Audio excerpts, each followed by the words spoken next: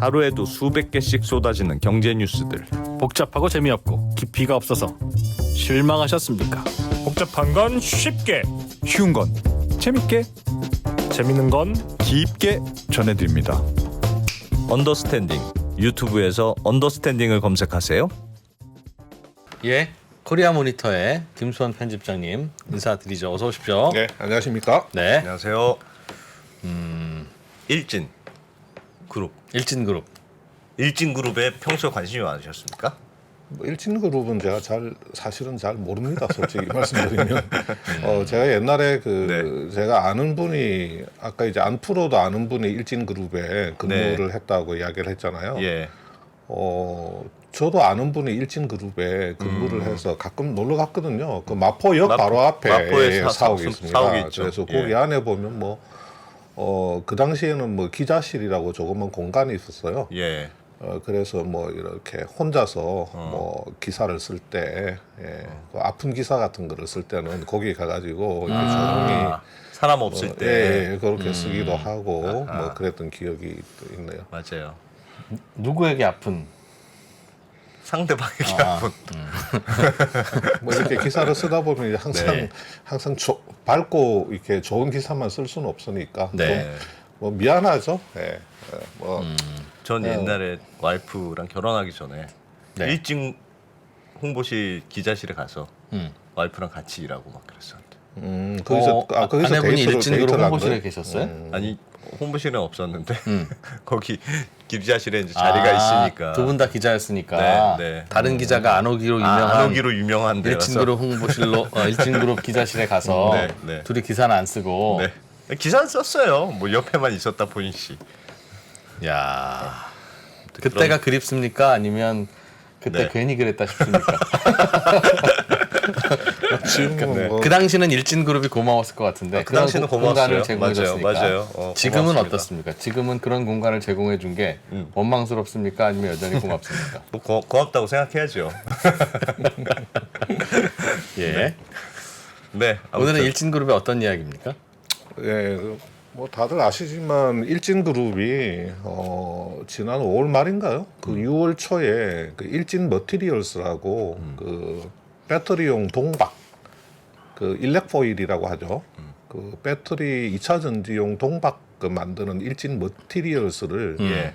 매각을 하겠다고 그렇게 공식적으로 발표를 한 건 아닌데 그냥 시장에 알려졌어요. 예. 그러면서 뭐 회사에서도 뭐 매각을 추진하고 있는 것은 맞다라고 이렇게 인정을 하면서 뭐 그때 시장에 조금 굉장히 충격을 줬었죠. 많은 예. 궁금증도 자아내고 왜냐하면 2차 전지용 그 동박 사업이라고 하는 게 성장 잠재력도 있고 굉장히 전망이 좋은 사업으로 알려져 있었잖아요. 네. 그리고 일진이라는 데가 뭐 그렇게 뭐 뚜렷하게 그 큰 회사가 없잖아요. 예. 그래서 일진그룹의 그 미래의 뭐 캐시카우로 양성할 수 있는 그런 회사로 알려져 있었는데 그걸 팔아버리겠다고 하니까 시장에서는 이제 되게 깜짝 놀랐죠.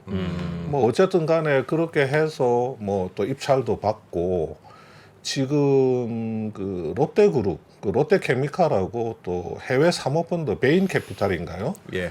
뭐 거기하고 몇 군데가 이렇게 압축이 돼가지고 인수 후보로 우리가 숏리스트라고 그러죠. 이렇게 입찰을 받아서 예.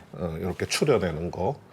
뭐 그렇게 정해져서 아마 다음 달쯤이면 우선 협상 대상자가 뭐 정해질 거라는 그런 이야기까지 나오고 있더라고요. 그래서 그거는 그건데 지금 며칠 전에 일진 디스플레이를 또 팔겠다고 이야기를 합니다. 일진그룹에서. 이건 거의 뭐 공식적으로 이야기를 했어요. 예. 그래서 일진 디스플레이 같은 경우는 지금 회사가 굉장히 힘든 회사죠.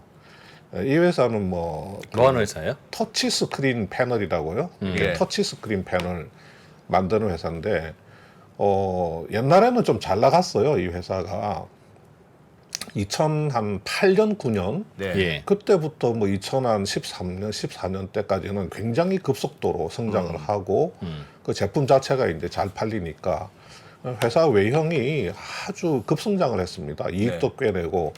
그런데 2015년, 2016년부터 좀 저물기 시작했죠. 그러다가 2018, 19, 20, 뭐 21년도 한 3년 이상 연속으로 그 대규모 영업 손실을 냅니다. 그래서 2008년도인가 2009년도에 그때 그 이 허진규 회장님, 그 일진의 창업주죠? 네, 예. 창업주 이제 허 회장의 제가 알기로는 사위였어요. 사위가 삼성 SDI에 있었습니다. 삼성 SDI에 그때 LCD 담당 임원이었어요. 심임수 전무라고. 예. 그래서 저하고도 좀 개인적인 인연이 있습니다. 굉장히 이상한 인연이 있는데요. 뭐 그걸 방송에서 말씀드릴 건 아니고 하여튼 이것도 굉장히 재밌을 것 그분을 그 당시에 제가 이렇게 그 삼성 SDI에서 예. 이렇게 좀 그만두게 할 수도 있는 그런 상황이었는데 하여튼 그분이 삼성 SDI에서 굉장히 잘 나갔습니다. 자랑스러운 삼성인상도 받으시고. 그런 분을 날릴 수 있었다는. 그런데 뭐 날린다기보다도 하여튼 저하고 조금 일이 있었는데 그 심임수 그 전무를 그 일진의 허 회장님이 일진 그룹으로 불러드립니다. 그래서 야 일진 디스플레이를 네가 좀 이렇게 살려봐라는 특명을 내리죠. 예. 그래서 와서 일진 디스플레이를 맡아가지고 2009년부터 13년, 14년까지 굉장히 회사를 크게 키웁니다. 네. 그리고 나서 이제 이분이 부회장 직급까지 올라가고 그 다음에 이제 후진들에게 길을 터주면서 물러나셨죠. 그리고 나서 이제 일진 디스플레이가 내리막길을 그러니까 허 회장이 다시 부릅니다. 심임수 부회장을 다시 불러서 한번 또 투입을 해보는데 이제 완전히 이제는 이제 그 소방수죠 이렇게 응급 조치. 근데 안 됐어요. 회사가 더 좋아지지 못하고 계속 나빠졌거든요. 근데 이번에 이제 그 회사를 팔겠다고 하는 겁니다. 예. 그러니까 뭐 회사가 이제 조금 상황이 안 좋아지기는 했지만 어쨌거나 일진 머티리얼스하고 일진 디스플레이 같은 회사들 이런 나름대로 이제 회사의 뭐 주축이라고 하면 주축일 수 있는 회사거든요. 이런 회사들을 이제 다 팔겠다고 하니까 지금 시장에서는 아 이거 뭐지? 왜 이렇게 다 팔려고 하는 거지? 그러면 일진이 뭐 사업을 접겠다는 거냐? 뭐 이런 이야기들까지 나오고 있거든요. 그런데 이게 일진의 또 유탄을 엊그저께 어젠가요 보니까 이 일진그룹이 뭘 자꾸 팔겠다고 하니까 어느 회사가 유탄을 맞았냐면 에코프로 있지 않습니까? 에코프로 BM. 네. 예. 코스닥에서 제일 잘 양극재. 나간다는. 예. 코스닥 시총이 2위 아닙니까? 지금 뭐 한 12조 되잖아요. 예. 에코프로 BM이 그 유탄을 맞았어요. 이게 뭐냐면 시장에서 왜 일진이 잘 나가는 동박회사 일진 머티리얼스를 팔려고 하는가 이걸 분석을 하다 보니까 계속 이제 투입해야 되는 엄청난 그 투자 자금에 대한 압박감 뭐 이런 것 때문에 네. 회사를 팔려고 한다. 그냥 저기 다른 데다가 팔려고 한다. 이게 이제 정설처럼 그렇게 굳어져 있거든요. 예. 그 투자 부담, 투자비에 대한 부담. 그러면 에코프로 BM 같은 이런 그 중견 그룹이잖아요. 예. 큰 회사는 아니니까. 그러면 해마다 수천억씩 또 2025년, 2026년까지 그 캐파를 뭐 수십만 톤까지 늘리겠다고 하는데 예. 거의 몇 조의 투자가 들어갈 텐데 이걸 에코프로가 감당할 수 있겠느냐 뭐 이런 이야기들이 나왔나 봐요. 그래서 기사가 나왔습니다. 기사가 어떤 기사가 나왔냐면 에코프로 BM 매각설이 나오고 있다. 뭐 이런 기사가 나온 거예요. 그래서 실제로 단순한 매각설이 아니고 이 그 사모펀드 업계 그리고 이제 M&A를 주로 전문적으로 다루는 뭐 대형 로펌 같은 데서 이미 이야기가 다 돌고 있고 네.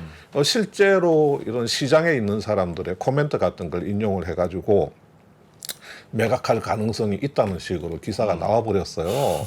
그래서 저도 그 기사를 보고 야 이거 지금 양극재 같은 경우도 에코프로 BM 같은 경우는 지금 SK온의 또 주 거래처 아닙니까? 예. SK하고 같이 손잡고 많은 또 사업들을 하고 있고 또 이제 수주도 많이 하고 있고 또 해외 진출에 박차를 가하고 있고 또 IR 때마다 사업에 대한 강한 의지를 보이고 있는데 에코프로 BM이 시총 12조짜리가 지금 매물로 나왔다? 네. 이게 도저히 이제 믿을 수가 없는 거죠. 아 그래? 그래서 제가 어제 오늘 아침에 이제 좀 여기저기 SK부터 시작해가지고 왜 SK가 죽을 해쳐니까 예. SK부터 시작해가지고 여기저기 이렇게 좀 전화도 돌려보고 했는데 제가 볼 때는 조금 아닐 가능성이 좀 높아요. 제가 볼 때는 아닐 가능성이 높고 마침 이제 이건 좀 아닐 가능성이 높지 않겠느냐 하고 생각을 하고 있는데 어떤 매체에 이제 기사가 하나 조그만 게 떴어요. 예. 그 인베스터 조선에 기사가 조금 와전됐다고 하면서 기사가 떴는데 제가 그 기사를 읽어보니까 그 내용이 맞는 것 같아요. 그래서 그 내용에 대해서 일진 이야기도 좀 하고 예. 에코프로비의 매각설이 이게 얼마나 가능성이 있는 것이냐 하는 부분 이렇게 같이 좀 알겠습니다. 묶어서 좀 말씀드리겠습니다. 일진이 오늘 타겟이 아니었군요. 혼나는 건 아니었네. 다행. 아유 뭐 혼낼 일은 아니죠. 예. 괜히 아유 뭐 자꾸 판다는 회사를 혼을 내면서 합니다. 예. 자 이게 이제 그림을 한번 보시면요. 일단 일진그룹의 지배 구조를 먼저 조금 아실 필요가 있는데 그 허진규 회장이 계시고요. 예. 지금 여기 허정석이 이제 장남이죠. 네. 근데 이제 이게 보면 지주회사 아닙니까? 일진홀딩스. 네. 이제 허정석과 그다음에 일진 파트너스라고 하는 이 회사가 이렇게 일진홀딩스를 지배를 하고 있죠. 일진 파트너스는 이 허정석 부회장의 회사입니다. 예. 그러니까 사실 동일체입니다. 동일체. 그냥 허정석 부회장이 다 지배하고 있다. 예, 그렇게 예. 보면 됩니다. 그래서 이 홀딩스가 있고 홀딩스가 이렇게 전기, 다이아몬드, DM코 이렇게 가지고 있고요. 예. 다이아몬드가 이제 자회사로 일진 하이솔루스. 이 회사가 이제 그 수소 그 튜브 트레일러, 예. 그 수소 그 저장용 탱크 그거 네. 만드는 회사 아닙니까, 그죠? 상장할 때도 굉장히 각광을 많이 받은 회사인데 이게 좀 주춤주춤하는 것 같더라고요. 튜브 트레일러는 구체적으로 어떤 거예요? 뭐 저도 정확하게는 모르겠는데 하여튼 그 이 수소차 있지 않습니까? 수소차나 아니면 상용차. 예. 상용차용 그 수소 뭐 저장 탱크 같은 거 뭐 이런 수소를 거를 싣고 말하는 다니면서 거예요. 만드는. 예. 자동차로 치면 기름통. 그런 셈이죠. 예. 그러니까 수소 연료 전지. 근데 이게 지금 현대차도 제가 알기로는 일단은 승용차 쪽에서는 수소를 조금 접고 예. 지금 상용차 쪽으로만 신경을 쓰고 있잖아요.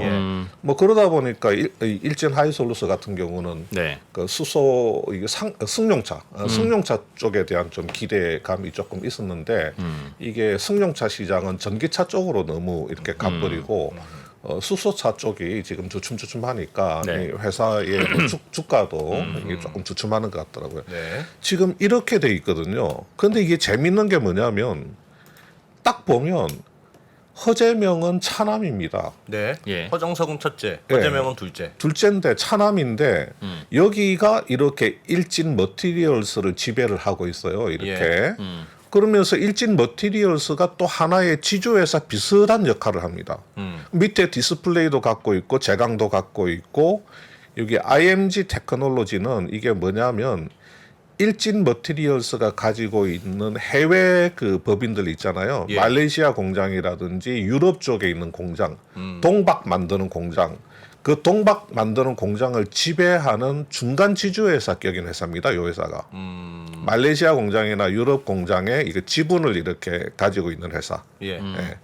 그리고 이제 일진 건설 뭐 이런 형태로 돼 있잖아요. 그러니까 이게 사실상 이게 그룹이 이렇게 두 개로 나눠져 있는 형태입니다. 예. 형은 홀딩스를 가지고 있으면서 이런 회사를 지배하고 있고 둘째는 머티리얼스를 지배하면서 밑에 이런 회사를 거느리고 있는 이런 형태죠. 예. 예, 그런데 여기서 또 이 IMG 테크놀로지 있잖아요. 이게 일진 머티리얼스의 해외 공장들을 그 지배하고 있는 중간 지주회사인데 네.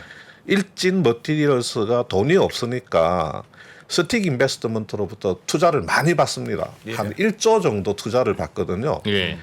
그래서 이 IMG 테크놀로지라고 하는 이 중간 지주회사 해외 동박 사업의 중간 지주회사 지분을 스틱 인베스트가 한 14% 정도 가지고 있습니다. 예. 이 IMG라고 하는 회사의 지분을 14% 정도 가지고 있어요. 예. 그 다음에 우리 허 회장님, 네. 허진규 회장님이 이 디스플레이하고 이 제강의 최대 주주입니다. 이렇게 25%, 75% 이렇게 예. 갖고 있는 거예요. 예.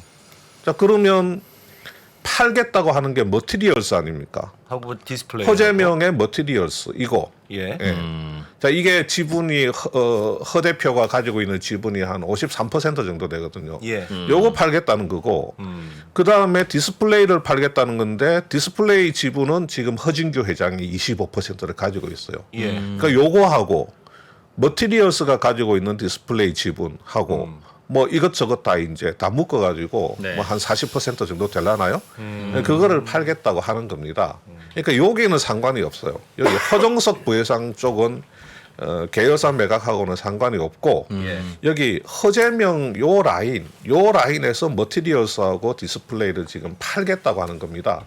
그런데 그게 무슨 여기 의미일까요? 허정석과 허재명 이렇게 완전히 또 계열 분리되어 있지도 않아요. 또 요렇게 머티리얼스가 홀딩스 지분을 아주 조금 가지고 있습니다. 아마 1% 안 될 겁니다. 그럼 뭐 의미 없는 거고 예, 서로. 아주 소규모 지분을 가지고 있고 네. 제가 이 지분 구조도를 뭐 최대한 간단하게 만들었는데 또 계열사 간에 이제 조금 지분 구조가 조금 있죠. 이렇게 예. 이제 섞여 있는 게 있는데 어쨌든 간에 이게 이제 완전히 이 계열 분리되어 있는 건 아닌데 사실상 독립 경영을 하고 있죠. 그런데 일진 머티리얼스까지 팔면 그냥 허재명님은 은퇴하시는 거 아닙니까? 일진 머티리얼스를 팔게 되면 여기 뭐 테크놀로지 있죠. 요거 네. 뭐 예. 당연히 머티리얼스의 모회사를 파는 해외 거니까. 공장을 갖고 있는 중간 지주회사니까 예. 이건 당연히 딸려가는 거고 일진 네. 건설도 여기 따라가는 건설은 딸려가는 100%니까 완전히 딸려가는 겁니다. 네. 그러니까 이제 이 재강 같은 경우는 뭐 허진교 회장이 75% 지분을 가지고 있으니까 뭐 네. 요거 정도 정도 남는 거겠죠. 그 다음에 뭐 디스플레이 정도 챙길 수 있는데 지금 디스플레이도 또 팔겠다는 판다고 거 아닙니까? 했으니까. 그죠? 그룹을 다 파는 물론 거다. 그렇죠. 둘째가 가지고 있는 그룹을 다 파는 거네요, 사실상. 그렇죠. 예, 이게 이제 뭐 일진의 계열사가 한 38개 정도 되는데 네. 제가 이제 조금 뭐 큰 회사들만 추려서 갖고 왔으니까 짜잘한 것들은 좀 남을 수가 있죠. 네. 별 큰 의미가 없는 짜잘한 계열사들은 뭐 허재명 대표가 가질 수는 있는데 사실 뭐 머티리얼스 팔리고 디스플레이 팔리고 저기 건설 저기 묶여가지고 넘어가고 뭐 이렇게 하면 남는 게 없습니다. 그러니까 허재명 대표는 다른 걸 하고 싶으신 거예요. 제가 볼 때는 네, 일진 그룹의 이름을 가지고 한다기보다는 다른 걸 하고 싶으신 거예요. 네. 뭐냐면 일진 머티리얼스 지금 매각 가격 이야기가 얼마 나오냐면 한 3조 정도 나온단 말이에요. 네. 일진 머티리얼스. 네. 예. 지금 시총이 3조 5천억이에요. 3조 뭐 3조 한 5천억 정도 됩니다. 근데 지분이 53%야. 그러니까 단순 지분율로는 뭐 1조 한 5, 6천억 될 텐데 네. 네. 뭐 프리미엄 우리가 흔히 아는 뭐 소위 말하는 경영권 프리미엄이라는 게 붙잖아요. 네. 그러니까 머티리얼스 동박 사업이니까 예컨대 100% 인정해준다. 경영권 프리미엄을. 남양도 거의 80% 받았잖아요. 남양역도. 예. 이거 100% 프리미엄 붙게 되면 그냥 지금 현재 시총 한 3조 5천억 가까이 그렇게 받을 수가 있잖아요.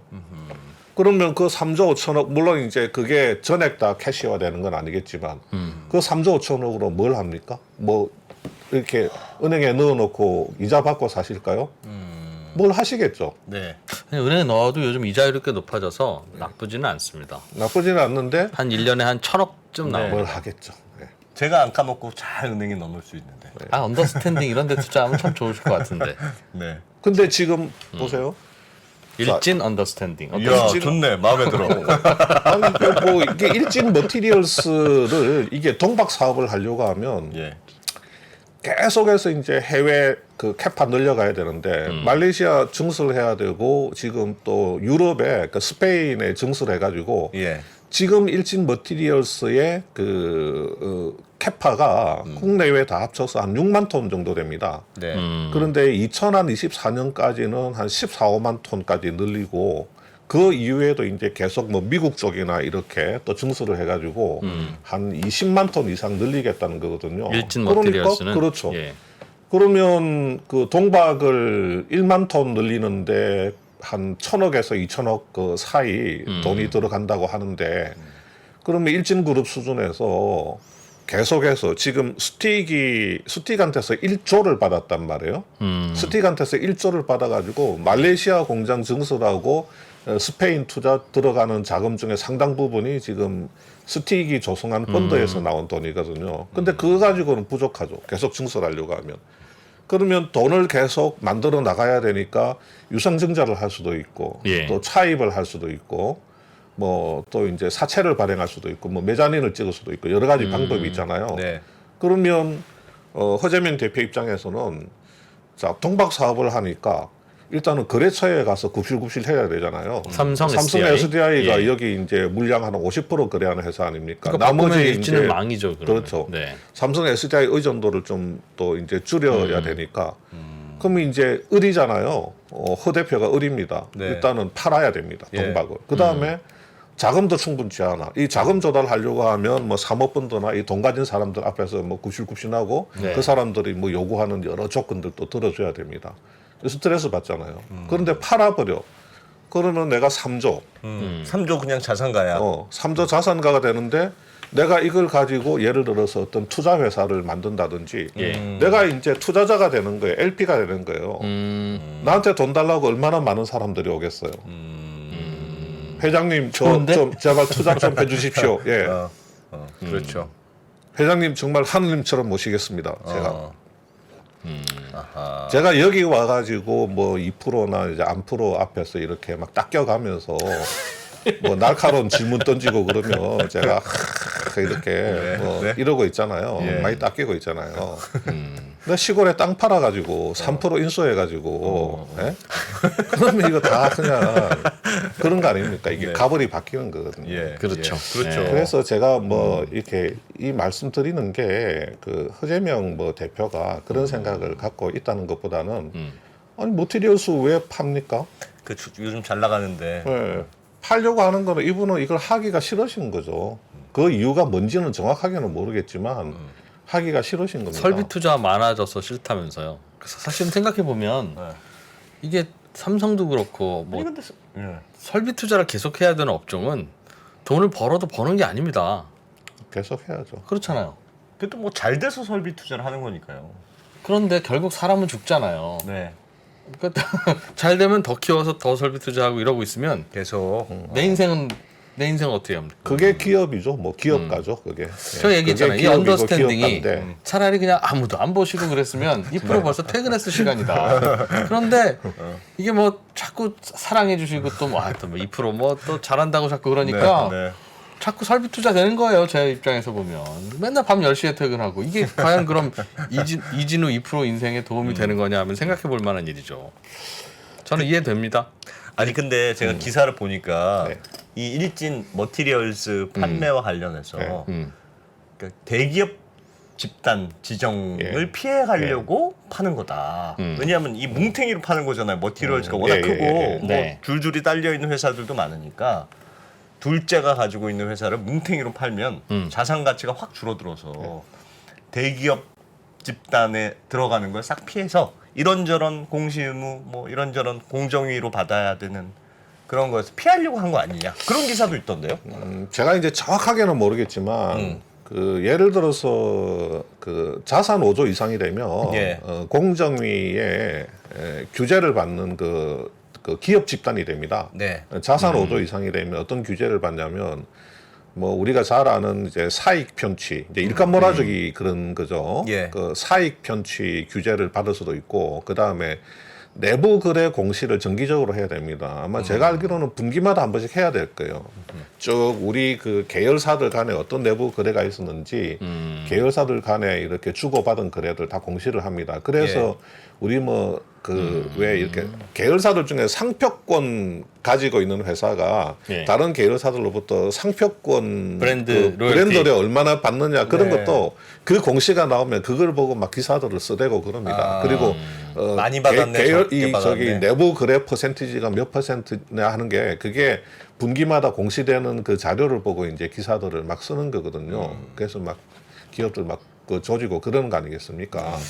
그런데 근데 그거, 이제 그거 하느라고 그러니까. 이거 마치 군대 가기 싫어서 저는 저의 학력을 중졸로 끝내겠습니다, 아버지.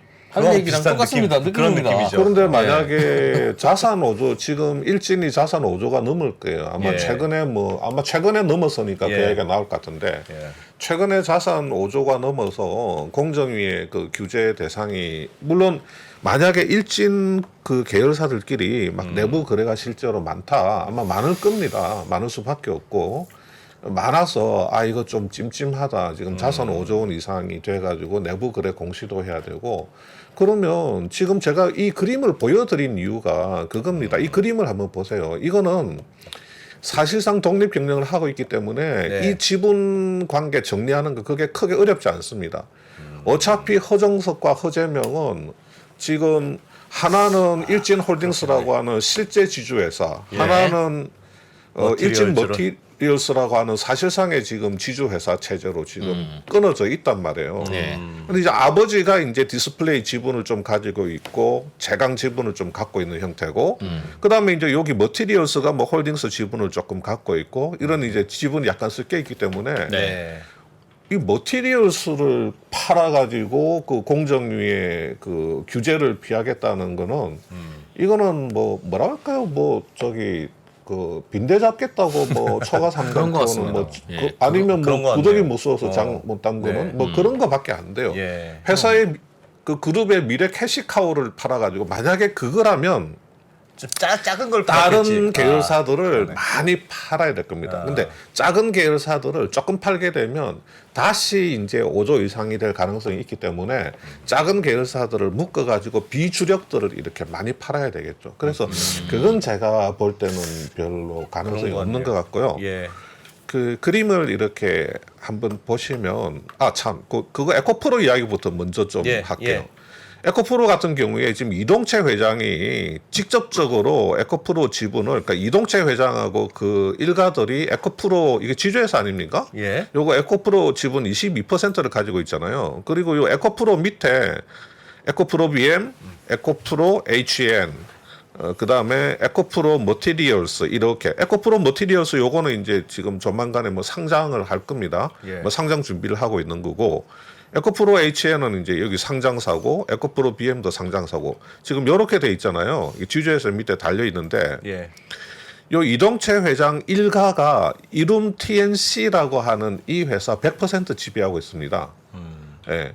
근데 이룸 TNC가 에코프로 지분을 5%대, 에코프로 BM 지분을 5%를 갖고 있는 거예요. 예. 이렇게 갖고 있는데 요거 있잖아요. 요 이룸 TNC가 요거 5% 있잖아요. 가지고 있는 에코프로 BM 지분 5% 이걸 어떻게 좀 현금화하기 위해서 유동화하기 위해서 이걸 태핑을 하고 다녔다는 겁니다. 예를 들면 이제 그 PF라든지 뭐 이런 쪽에 예. 그렇게 태핑을 하는 단계에서 밖에 소문이 나는 게 이동채 회장 일가가 그 에코프로 BM 지분을 털어내려고 한다. 왜냐하면 일진이 투자비 부담 때문에 일진 머티리얼스를 매각하려고 한다는 게 시장의 바닥에 알려지면서 워낙 뜨겁게 이슈가 되다 보니까 예.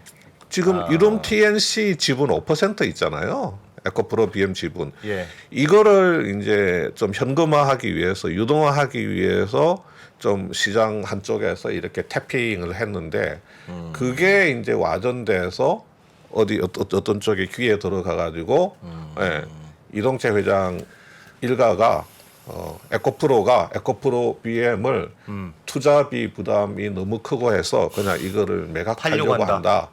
예, 그렇게 와전됐다고 이렇게 어디 한 군데서 이제 보도가 됐는데 저는 그 가능성이 굉장히 훨씬 더 높다고 보는 거죠. 그거일 가능성이 높다.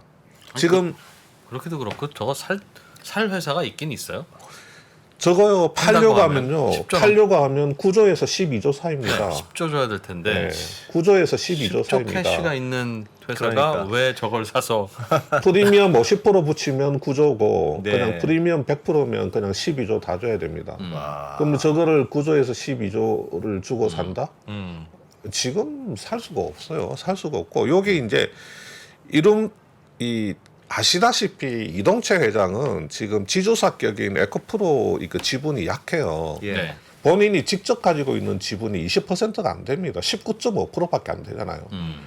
그 이제 뭐 뭐 가족들 일가들 다 해가지고 이제 22%고 그러다 보니까 지금 이룸 TNC가 에코프로도 가지고 있고 에코프로 BM도 가지고 있잖아요. 5%대씩. 예. 그래서 차라리 에코프로 BM 지분을 이렇게 현금화를 시켜서 차라리 에코프로 지분을 로 이렇게 바꾸는 방법. 그러니까 에코프로에 대한 지배력을 좀 더 높이는 방법. 네. 이걸 이제 추진을 할 가능성이 높다는 거죠. 네. 예. 그래서 에코프로 BM은 어차피 뭐 지금 현재 지분율이 46%니까 굉장히 안정적인 지분이니까 네. 이룸 TNC가 가지고 있는 에코프로 BM 지분을 이걸 정리를 해서 저거 유동화를 정리해서 해서 에코프로 지주회사 에코프로도 상장사입니까? 지주회사도? 상장사죠. 상장사죠. 저기는 그럼 저 상장사 밑에 자회사에 또 상장의 저 이슈는 없어요? 지금 에코프로 머티리얼즈가 당연히 있죠. 상장을 지금 저기 중개하면- 지주회사 밑에 에코프로 머티리얼스 있잖아요. 네. 지주회사 밑에 자회사잖아요. 저거- 이거 상장시키면 그런 저기 이슈가 있죠, 당연히. 그러면 에코프로 주가가 떨어질 거 요즘 분위기라면 뭐 지주사가 가지고 있는 그 비상장사를 상장시키게 되면 네. 그 소위 말하는 어떤 지주사 할인이라고 하는 영향을 좀 받는다고 그렇게들 이야기를 LG 하죠. 엔솔, LG 화학 관계니까. 예, 그런 거죠. 예. 그러면 잘 됐네요. 에코프로 주식 떨어지면 사. 이름 TNC 판가 갖고 있던 에코프로 BM 지분 판 돈으로 그걸 사면 지금 사면 되겠네요. 지분율이 에코프로는요. 높아진다. 에코프로는 지금 에코프로 시총이 제가 뭐 에코프로 시총이 얼마나 되는지는 모르겠는데 에코프로 BM에 비하면 에코프로 시총은 엄청나게 낮죠. 예, 엄청나게 낮습니다. 이거 에코프로 시총이 한번 보세요. 한 이것도 한 몇 조 제가 갑자기 기억이 안 잠시만요. 나는데. 그걸 어떻게 다 외우고 다니십니까? 네. 그래서 제가 이 에코프로 BM을 팔려고 한다는 이야기가 나왔을 때 네. 사는 사람 입장에서는 훨씬 더 싼 에코프로를 사버리죠. 예. 에코프로를 사게 되면 에코프로 BM, 에코프로 HN, 에코프로 머티리얼스 다 가질 수 있잖아요. 예. 근데 뭐하러 9조, 10조, 12조를 주고 에코프로 BM을 삽니까? 안 파니까요. 에코프로는 지주회사니까. 예. 그렇지. 뭐 안 파니까 그렇기는 할 텐데 예. 사는 사람 입장에서는 빤히 에코프로가 보이는데 그렇게 에코프로 BM만 팔려고 해도 에코프로도 근데 많이 싸지는 않군요. 3조 합니다. 네, 3조 정도 하죠. 시총이. 그죠? 예. 네, 한 3조 정도 하거든요. 그러면 여기 5% 지분이면 이룸 TNC가 가진 에코프로 BM 5% 지분이면 한 5천억?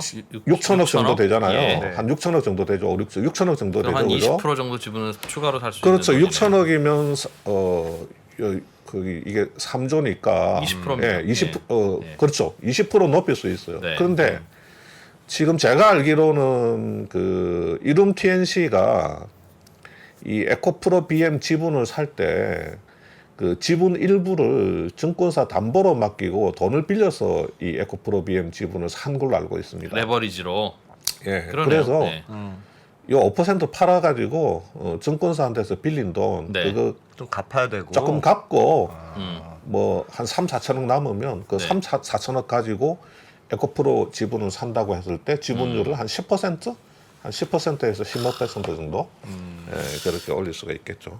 그래서 저는 그게 맞는 팩트라고 지금 현재로서는 그렇게 판단을 하고 있습니다. 그거는 그럴 가능성이 있다. 예. 지주회사 지분율을 좀 높여야 될 이유도 그렇죠. 있고. 예. 그래서 뭐 일각에서는 뭐 안이 된 굴뚝에 연기가 나겠느냐 이런 이야기가 있는데 연기는 났어요. 그런데 그 연기의 정체가 이동체 여기 에코프로가 가지고 있는 프로비엠 지분이 아니고 그 연기가 이룸 TNC에서 났다.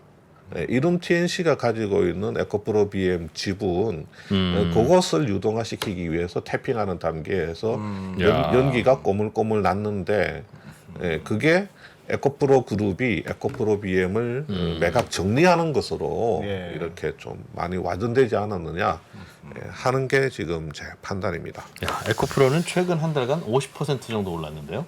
최근에도요? 최근 한 달간 주가가 와. 1에서 1.5가 된.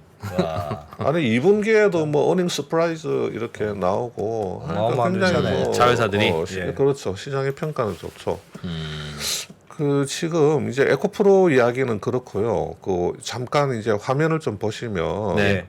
이거 일진 머티리얼스 조금 다시 한번 돌아가 보겠습니다. 일진 머티리얼스라는 회사가 이렇게 보시는 것처럼 여기 보시면 이제 뭐 400억대, 500억대, 600억대 영업이익이 계속 늘어나고 있잖아요. 예. 그래서 뭐 돈을 이렇게 안정적으로 꾸준히 벌고는 있습니다. 이게 네. 벌고는 있는데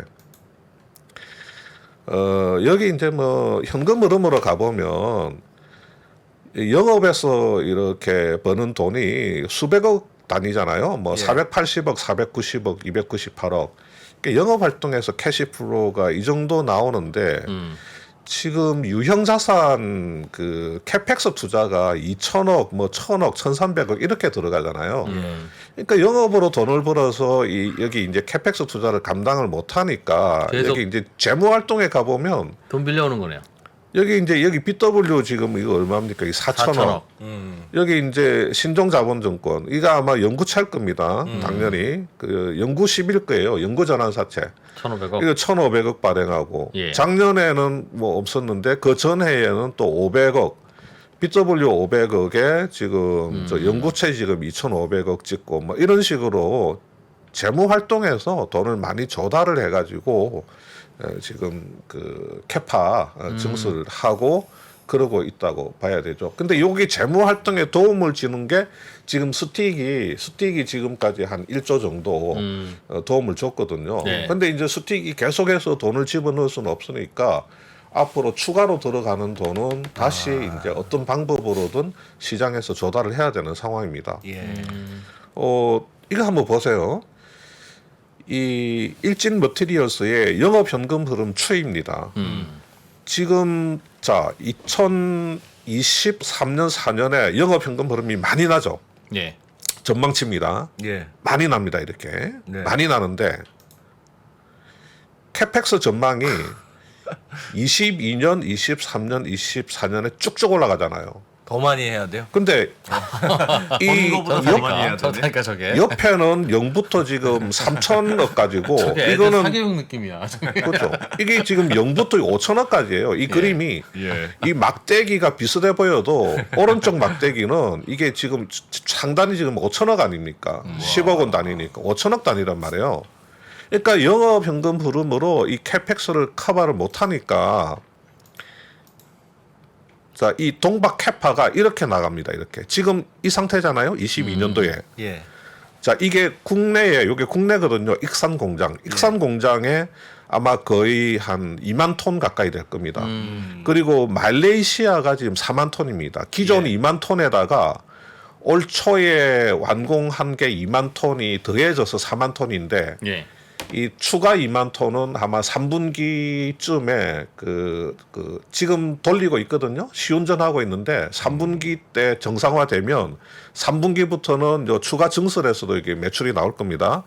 근데 계속해서 가가지고 2024년이면 국내는 증설 안 합니다. 네. 근데 지금 말레이시아를 지금 9만 톤까지 끌어올리죠, 요거. 그 다음에 여기 유럽 쪽에 지금 2만 5천 톤 들어갑니다. 그래서 2024년이면 이게 14만 톤까지 간단 말이에요.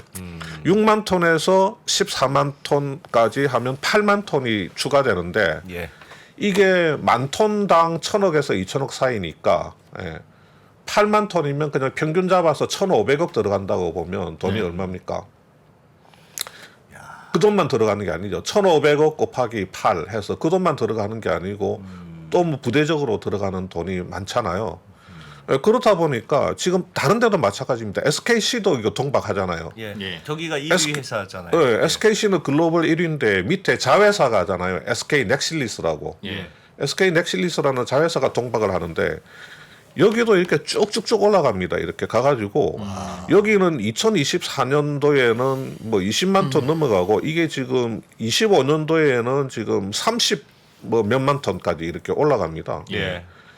여기만 있는 게 아니고 중국의 왓슨이라고 하는 회사, 뭐 중국 회사도 이제 그 글로벌 톱 5권에 들어가는 동박 회사들이 한 2개, 3개 정도 있거든요. 걔들도 뭐 엄청나게 또 캐파 증설을 할 거 아닙니까? 그러니까 이제 지금 캐파 증설에 이제 경쟁이 지금 붙어 있는 그런 상황인 거죠. 예.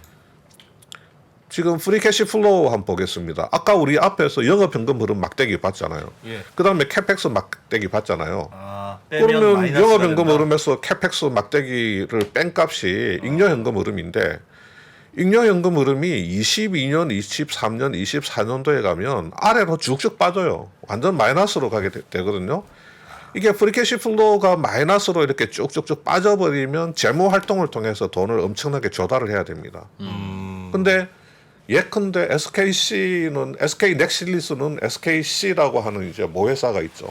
또 SKC는 위에 또 지주 회사가 또 있죠. 예. 또 SKC는 동박 사업 말고 뭐 인더스트리 소재 뭐 또 화학 사업 이런 것들이 있잖아요. SKC는 그 인더스트리 소재 사업, 필름 사업을 판다고 했습니다. 사모펀드한테. 예. 그래서 1조 몇천억 원을 마련하는 거예요.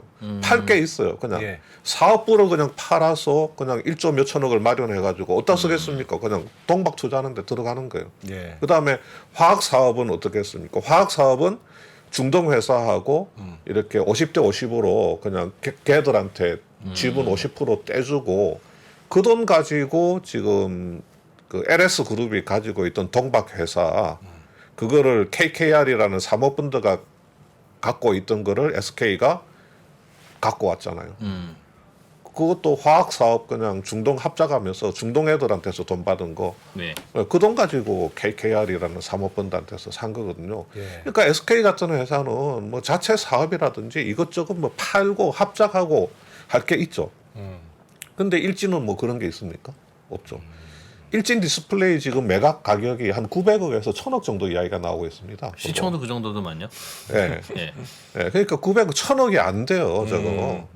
누가 1000억 주고 살려고 하겠습니까? 안 하죠. 그러니까 저거 명색이 뭐 나름 뭐 옛날에 돈 많이 벌고 주력사였다고 하는데 저거 예. 팔아도 1000억이 안 나오는 거예요. 근데 SKC는 그냥 필름 사업 그거 파는데 한행 컴퍼니가 뭐 1조 몇천억에 뭐 사겠다 뭐 그런 거 아닙니까? 그러니까 게임이 안 되죠. 그러니까 일진 입장에서 봤을 때는 뭐 아득한 거죠. 우리도 뭐 엄청나게 들어가야 되는데 지금은 스틱 돈 받아가지고 어떻게 들어갔는데 와 이거 뭐 중국 애들하고 뭐 SKC 뭐 등등등 뭐 얘들하고 뭐 이렇게 붙어서 하려고 하니까 솔직히 조금 좀 깝깝한 게 있기는 있을 겁니다 아마. 지금 잘 나가는 것처럼 보여도 어마어마한 설비 투자가 필요하다. 그렇죠. 그러니까 지금 이 그림에서 이게 지금까지는 그래도 이게 순차입 구조가 마이너스였어요. 이렇게 순차입 구조가 마이너스라고 하는 것은 차입금보다는 그래도 현금이 많았다는 겁니다. 네. 근데 23년, 24년도 가서는 지금 순차입이 이렇게 위로 솟아오른다는 거는 이게 현금보다도 차입금이 더 많아지는 거예요. 그러네요. 근데 이 구간에서는 스틱한테서 돈을 빌린 건 아니잖아요. 스틱한테서 투자를 받은 거거든. 예. 그러니까 스틱이 지분 투자를 한 거기 때문에 지금 순차입금이 이렇게 마이너스로 갔는데 이제는 그냥 생돈을 이제 빌려오게 되면 이렇게 순차입금이 이렇게 위로 솟아오르는 거죠. 예. 순차입금이 많아지게 되는 이런 구조로 가게 됩니다. 예. 그러니까 만약에 내가 확실히 이 동박 사업에서 자신이 있고 예. 정말 기업가 정신이 있고 이렇게 투자를 해가지고 여기서 또 영업현금 흐름을 또 만들어내고 또 투자를 하고 이렇게 선순환 이제 어느 정도까지는 재무 활동에 도움을 받아야 되겠지만 재무 활동에 도움을 받는 이유는 내가 영업에서 번 돈만 가지고는 투자를 감당할 수 없으니까 재무 활동으로 도움을 받는데 이게 이제 영업 활동에서 설비 투자를 해서 여기서 돈을 많이 벌게 되면 많이 번 돈으로 투자도 하고 앞에서 재무 활동에서 빌렸던 돈을 조금씩 갚아 나가는 겁니다. 그렇게 선순환을 시켜야 되거든요. 그 선순환에 자신이 없고 잘못하다가는 우리 그룹 전체가 절단날 가능성이 있구나. 그런 걱정이 들면 지금 밸류에이션 높을 때 그냥 팔아버리자. 지금 일진 머티리얼스 작년 기준으로 그 에비타가 1127억 원입니다. 1200억 정도 돼요. 예. 3조 5천억에 팔면 에비타 배수로 30배입니다. 네. 괜찮아요. 3조 5천억에 팔 수 있으면. 그냥 네. 제 생각에는. 일진 머티리얼즈. 네. 작년에 에비타 1200억인데 지금 3조 5천억에 팔면 계산으로 30배 나오잖아요. 한 네. 30배 나오죠. 30배. 그러면 에비타 배수 30배로 팔게 되면 물론 뭐 40배 50배 받아야 된다고 하면 할 말은 없지만 에비타 그 배수로 30배면 괜찮습니다. 굉장히. 야. 예. 저기 주트님이 일진이 이제 SK의 돈 싸움으로 안 된다. 그러니까 SK는 1위, 이제 일진 머티리얼스는 2위 회사인데 예. 2위 아닙니다. 글로벌로는 한 4위, 5위권입니다. 4위, 5위권이요. 예. 그런데 이제 예를 들면 SK는 계속 그 상황을 유지하려고 막대한 설비 투자를 계속 할 텐데 거고. 그럼 비슷하게 따라가야 되니까 그게 그럼 그러니까 예를 지금 동박업계가 지금 증설 경쟁이 벌어지고 있잖아요. 그러면 이제 지금 SKC가 SK 넥실리스가 이제 1등인데 뭐 갑자기 중국 놈들이 막 훅 치고 들어와 가지고 뭐 사실 이렇게 큰 격차가 벌어져 있는 건 아니기 때문에 네. 또 엎어질 수도 있고 그러니까 지금 일진이 우리는 그냥 4위다 글로벌 4위다 하지만 뭐 중국 애들 뭐 팍팍 또 증설하고 뭐 여기저기서 치고 들어오면 뭐 일진 같은 경우는 뭐 5위, 6위권으로 이렇게 밀려날 수도 있죠. 근데 예를 들면 설비 투자가 그렇게 많이 들어야 되면 저걸 사는 사람도 자금을 굉장히 조달을 잘할 수 있는 뭐 대기업이라든가 그렇죠. 예. 뭐 그런 데밖에 없겠네요. 그러니까 안 그래도 그 설비는 그럼요. 살려고 했던 거다라고 했을 때에 그 설비를 살 텐데 그거를 저항권 프리미엄 주고 또 사겠어요? 사는 사람 입장에서도 여기에 캐펙스 투자가 앞으로 얼마 들어갈 것인가 네. 그게 제일 중요한 문제죠. 사업 전망하고 이게 네, 그러니까 사업 또- 전망하고 캐펙스 투자를 얼마나 해야 될 것인가 그게 제일 중요하죠. 그러니까 사실 사모펀드들 이제 PF들 입장에서는 네. 계속 대규모의 그 캐펙스 투자가 들어가는 것들은 굉장히 또 부담스럽거든요. 예. 뭐 한두 번 대규모 투자는 할 수는 있는데 이게 계속해서 지속적으로 장기간 투자가 들어가야 되는 건 굉장히 부담스럽죠. 그러니까 저게 영업에서 현금을 창출해 가지고 투자 현금을 그 캐펙스 투자를 감당을 하면서 네. 또 재무적으로 기존의 차입금을 상환할 수 있는 단계로 가려면 예. 뭐 한 4, 5년 정도는 최소한 4, 5년 정도는 내다보고 해야 되지 않겠습니까? 삼성에 납품을 주로 한다고 그랬죠? 삼성 SDI에 뭐 한 4, 50% 정도 들어가죠. 삼성 그래서 최근에 SDI 가 공시도 했습니다. 한 삼성이 사면 돼? 삼성이 사야 되겠네요. 책임져야지. 뭐 삼성 SDI가 사면 오빠가. 되는데 그 지금 뭐 LG가 살 거다 아니면 네. SK가 살 거다 삼성이 살 거다 여러 가지 이야기가 나오는데 예. SK는 SK 그 넥실리스가 있잖아요. 예. 자기들 자체적으로 하는 게 있고 또 SK는 아까 말씀드린 그 중국의 그 글로벌 3위 업체 왓슨 그 지분을 좀 가지고 있습니다. 왓슨 지분을 10몇 %인가 그 20% 가까이 갖고 있는 걸로 제가 알고 있거든요.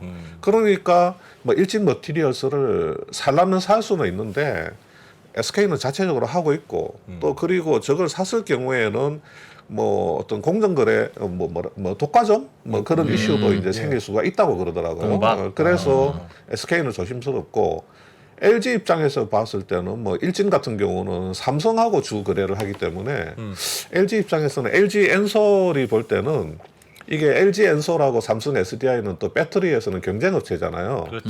그래서 우리가 산 회사가 그 동박을 삼성에 공급하는 회사다. 그러면 이제 그것도 조금 거슬릴 수가 있고 뭐 이런저런 이유 따지고 보면 그래서 지금 자꾸 삼성 얘기가 롯데. 롯데는요? 롯데가 지금 두 가지를 보고 있잖아요. 바이오하고 그 IT 2차 전지 그 소재 쪽으로 예. 그 신동빈 회장이 그쪽으로 좀 나가야 된다 해가지고 그 솔루스 첨단 소재라고 있지 않습니까? 두산 솔루스라고 옛날 예. 그 두산 솔루스가 동박 회사예요. 네. 근데 그거를 스카이레이크라고 하는 사모펀드가 인수를 했거든요. 예. 스카이레이크가 펀드 조성해서 인수할 때 그 펀드에 롯데가 3천억을 LP로 집어넣습니다. 그래서 지금 한 발 걸쳐놓고 있어요. 롯데는 동박 사업에. 예. 그러니까 어차피 한 발 걸쳐놓고 있으니 지금 그 일진 이거 사는 게 좋지 않겠냐 하는데 문제는 가격이죠. 예, 가격이 지금 이제 프리미엄 100% 해가지고 한 예. 3조 5천억대까지 가게 되면 롯데 입장에서도 지금 이거 3조 5천억 집어넣어야 되나 하는 그런 고민을 할 수가 있죠. 예. 롯데알미늄은 롯데케미칼. 롯데케미칼. 예, 롯데케미칼. 롯데케미칼이 네. 알루미늄은 좀 시너지가 있을 텐데 그 주방에서 쓰는 쿠킹 호일 만든 그 기술이 있기 때문에 네. 얇은 방막에는 또 일가견이 있거든요. 그 동박이 일렉 포일이거든요. 네. 그러니까 그 우리가 호일하는 게 FOIL 아닙니까? 그러니까 2% 말이 얼토당토 안 한 것은 아닙니다. 예. 그 호일이 그 호일이에요. 예, 그 말은 뭐 네. 좀 어느 정도 맞기는 한데 네. 근데 이제 얇게 펴서 막 그 이렇게 얇게 그 홍두깨로 펴는 그 포일이 아니라 그거는 그 방막의 그 뭐라고 합니까? 스퍼터링 아니 그 증착 증착을 통해서 만드는 네, 방법이에요. 예. 그러니까 그 호일 만드는 일반적인 호일 만드는 회사가 사실 동박이라고 하는 게 이게 엄청난 첨단 기술은 아니지만 그렇다고 해서 뭐 그냥 아무나 할 수 있는 기술은 아니거든요. 이것도 나름대로 굉장히 그 일진도 이 동박 사업을 시작한 거는 거의 1970년대쯤 시작했을 겁니다. 아마. 그때는 이제 2차 전지용 그 동박은 아니었겠죠. 일반 예. 그 뭐라 그러죠? 인쇄 회로기판 뭐 네, PCB 그런- 같은 그런 데 거, 들어가는 PCB 같은 거였겠죠. 거라든지 그런 데 예. 사용했겠죠. 그러다가 2차 전지 네. 배터리가 이제 이렇게 부상하면서 이쪽으로 기술을 발전시켰을 텐데 이것도 나름대로 뭐 우리 그 머리카락 그 굵기보다 한참 얇게 만들어내는 거기 때문에 이것도 시계 상당한 뿌려서 그냥 얇은 상당한 맛. 기술이 필요하죠. 이거 동박 호일 이렇게 감긴 거 있잖아요. 이렇게 네. 우리 사진에서 보는 거 그거 하나에 그게 뭐 한 10톤 뭐 그게 굉장히 얇게 말려가지고 그 두께가 나오기 때문에 네. 그 몇 톤 됩니다. 10톤까지는 안 될 것 같은데 그거 말린 거 하나가 두루마리 하나가 그게 한 10톤 정도 돼요. 그게 아주 끔찍하게 저기 진짜요. 되게 어려운 기술인가 보네요. 그 동박이 그래서 어. 그 보통 반도체를 산업의 쌀이라고 부르잖아요. 네. 그 동박은 산업의 밭이라고 산업의 밭. 넓어서 넓어서. 밭. 그래서 2%가 또 관심을 갖기 시작했던. 동박. 저건 그럼 저건 땅이구나. 지금 뭐 들리는 이야기로는 뭐 허재명 대표가 이거는 이제 뭐 믿거나 말거나인데 네. 다른 사업에 좀 관심이 많다. 그러니까 투자 사업에 관심이 많다는 게 뭐 네. 그룹 안팎에서 아는 사람들은 알고 있다. 뭐 그런 이야기가 있더라고요. 다녀오시죠, 안 대표님. 일진해요? 일진 언더스탠딩. 알겠습니다. 관심이 있으실 것 같은데 일단 매각이 잘 된 다음에 네. 머티리얼즈로 사명을 바꿀 수도 있어요. 이게 재료라는 뜻 아니겠습니까? 네. 각종 호재, 악재 이런 거 다 증시 재료들이 머티리얼즈. 언더스탠딩이 다루는 재료들입니다. 네. 코리아 모니터 김수원 편집장님과 함께 네. 또 일진그룹 한번 들었다가 거꾸로 했다가 다시 제자리에 놓는 신박한 해부 잘 들었습니다. 고맙습니다. 네, 감사합니다. 전자신문과 3프로TV가 투자에 대한 고민을 함께 나누는 자리를 마련했습니다. 향후 주식시장이 어떻게 될지 하락장에서 매매하는 방법과 그리고 부동산에 대해서도 함께 이야기해 보겠습니다. 자세한 사항은 3프로TV 영상 하단 유튜브 커뮤니티를 확인해 주세요.